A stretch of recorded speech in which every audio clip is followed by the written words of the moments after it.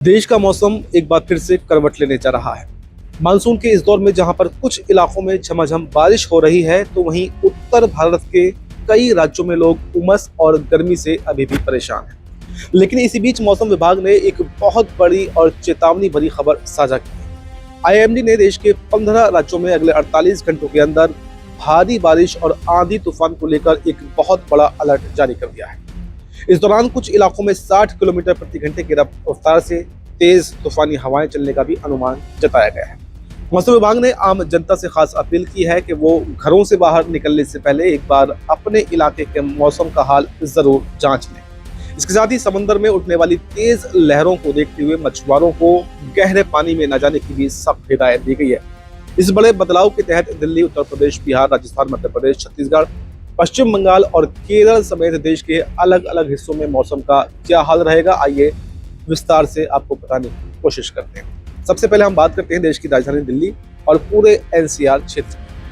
Delhi NCR में रहने वाले लोगों के लिए राहत की बात यह है कि मौसम विभाग ने 20 से 22 जुलाई के बीच में रुक रुक कर बारिश होने का एक बड़ा अलर्ट जारी किया है। यानी खतरे की कोई बात नहीं है, बल्कि मौसम सुहाना बना रहेगा।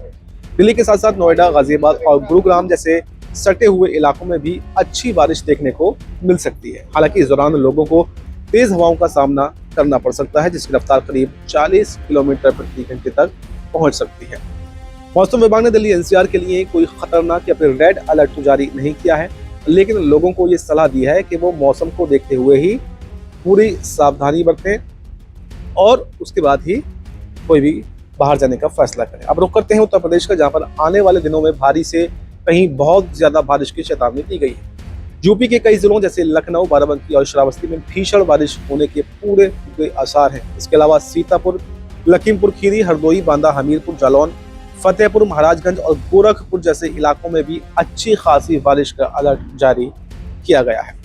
उत्तर प्रदेश में बारिश के साथ साथ ही 40 किलोमीटर प्रति घंटे की रफ्तार से धूल भरी तेज हवाएं चलने की आशंका भी जताई गई है। मौसम विभाग ने चेतावनी जारी करते हुए कहा है कि अगर आप घर से बाहर निकल रहे हैं और उस समय तूफानी हवाएं चल रही हैं, तो फिर पेड़ या फिर कच्चे ढांचों के नीचे बिल्कुल भी खड़े ना हो और पूरी सतर्कता बरतें।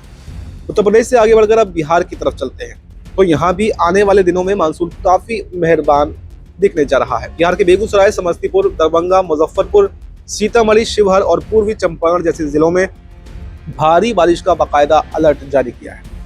इन इलाकों में भी 40 किलोमीटर प्रति घंटे की रफ्तार से तेज हवाएं चलने की बात कही गई है। मौसम विभाग ने साफ कर दिया है कि भले ही यहाँ कोई इमरजेंसी चेतावनी ना हो, लेकिन जब भी तेज बारिश या आंधी का दौर शुरू हो तो बेवजह घरों से बाहर निकलने में कोताही बरतें और सुरक्षित स्थानों पर ही रहें। अब बात राजस्थान की कर लेते हैं, जहाँ पर मौसम का मिजाज काफी बदला हुआ नजर आ रहा है। राजस्थान में आने वाले दिनों में 20 से 22 जुलाई और यहाँ तक के 2 अगस्त को भी भारी बारिश की गंभीर चेतावनी दे दी गई है। जोधपुर, बीकानेर, श्रीगंगानगर, हनुमानगढ़ और चूरू वो तमाम इलाके हैं जहां पर बादलों के गरजने के साथ ही अच्छी बारिश होने की संभावना है। इन क्षेत्रों में भी 30 से 40 किलोमीटर प्रति घंटे की रफ्तार से धूल भरी आंधी चलने की आशंका जताई गई है।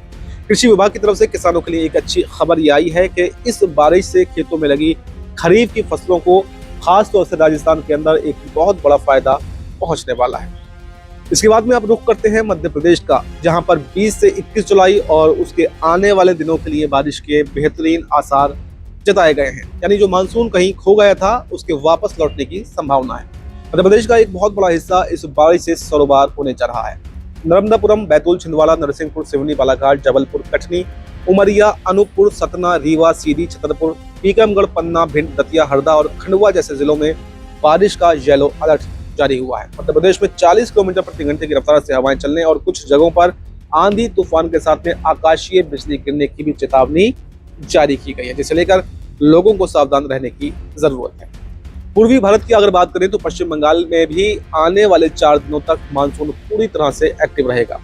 कोलकाता, हावड़ा, उत्तर 24 परगना, दक्षिण 24 परगना, पूर्वी और पश्चिमी मिदनापुर, झारग्राम, बांकुड़ा, हुगली, पुरुलिया, पश्चिमी वर्धमान और वीरभूम जैसे मैदानी इलाकों से लेकर दार्जिलिंग, कलिम्पोंग, जलपाईगुड़ी, कूच बिहार, अलीपुरद्वार और मुर्शिदाबाद जैसे पहाड़ी और सीमावर्ती इलाकों में बारिश का येलो अलर्ट जारी हुआ है। मौसम विभाग ने चेतावनी दी है कि बंगाल में 50 किलोमीटर प्रति घंटे की रफ्तार से तेज हवाएं चल सकती हैं और आंधी तूफान का ये दौर देखने को मिल सकता है, जो कि अगले कई दिनों तक बना रहे। अब आपको दक्षिण भारत की तरफ लिए चलते हैं, जहां पर तमिलनाडु और केरल का मौसम भी चर्चा में बना हुआ है। तमिलनाडु के नीलगिरी, कोयम्बटूर, डिंडीगुल, थेनी, तेनकासी, तिरुवेल्वेली और कन्याकुमारी में बारिश की संभावना तो है, लेकिन राज्य के कुछ हिस्सों में लोगों को लू के थपेड़े और गर्म हवाओं का भी सामना करना पड़ेगा। यानी तटीय इलाकों में खराब मौसम को देखते हुए मछुआरों को समुद्र में न जाने की सख्त हिदायत दी गई है। और वहीं पर केरल की अगर बात करें तो वहां आने वाले दिनों में हल्की से थोड़ी मध्यम बारिश का अनुमान है। तिरुवनंतपुरम, कोच्चि, कोल्लम, कोट्टायम और पतनमथिट्टा जैसे जिलों में 30 से 40 किलोमीटर प्रति घंटे की रफ्तार से तेज हवाएं चलने का अलर्ट है। हालांकि यहाँ पर बहुत भारी बारिश की आशंका फिलहाल नहीं है, फिर भी सुरक्षा के लिहाज से एहतियात बरतने को कहा गया है, क्योंकि ये तटीय इलाके हैं और यहाँ पर कुछ भी मौसम में चेंजेस जो हैं वो बहुत जल्दी संभव हो जाते हैं। वीडियो के अंत में एक बहुत ही महत्वपूर्ण बात समझना जरूरी है कि देश में मौसम ने ये जो अजीब सा तालमेल दिखा रहा है, उसके पीछे अल नीनो का भी असर माना जा रहा है। इसी अल नीनो प्रभाव की वजह से देश के कुछ राज्यों में तो भारी बारिश और बाढ़ जैसे हालात बन रहे हैं, तो वहीं दूसरी तरफ कई जिले सूखे की चपेट में आने की कगार पर हैं। मौसम वैज्ञानिकों के अनुसार इसका सबसे ज्यादा और बुरा असर उत्तर भारत के मैदानी हिस्सों पर देखने को मिल रहा है। प्रकृति के इस बदलते हुए रूप के बीच में सभी को सतर्क रहने की बहुत आवश्यकता है। आपके यहाँ का मौसम कैसा है, हमें अपने शहर का नाम कमेंट बॉक्स में जरूर लिखकर बताएं और वहाँ के मौसम के बारे में। फिलहाल इस रिपोर्ट में इतना ही, मिलते हैं एक नई खबर के साथ, तब तक के लिए हमें दीजिए इजाजत। नमस्कार।